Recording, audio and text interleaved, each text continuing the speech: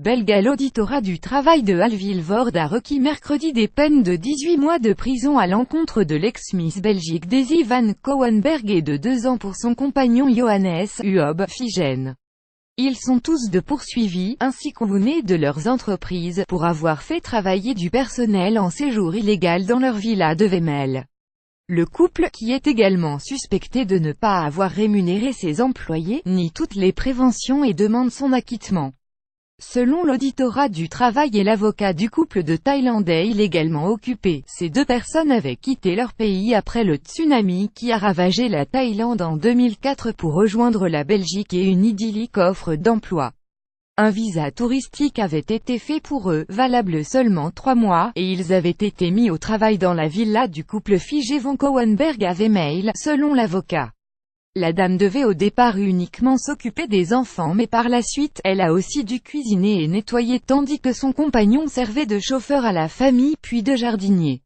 Il recevait, pour seule rémunération, le droit de disposer d'un logement à Schaerbeek et un scooter, mais devait travailler de longues journées, 6 jours sur 7 et être non-stop à la disposition de la famille. Il recevait soi-disant un salaire, mais celui-ci était régulièrement retenu pour couvrir les frais. L'auditorat du travail évoque de l'esclavage moderne et la partie civile a laissé entendre que la femme thaïlandaise avait également été sexuellement abusée. Au final, ces personnes ont travaillé près de 2 ans pratiquement gratuitement. C'est une forme de traite des êtres humains, a affirmé l'auditeur.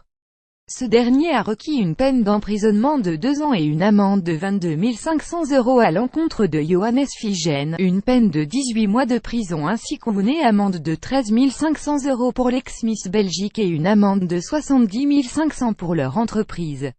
L'avocat du couple belge a demandé l'acquittement de ses clients, affirmant que le couple thaïlandais n'avait jamais été mis au travail par ceux-ci. Ils ont personnellement voulu aider les gens après le tsunami en offrant à ce couple des vacances, a affirmé Mians Simoens. Ce couple a progressivement fait partie de la famille et a voulu rester en Belgique.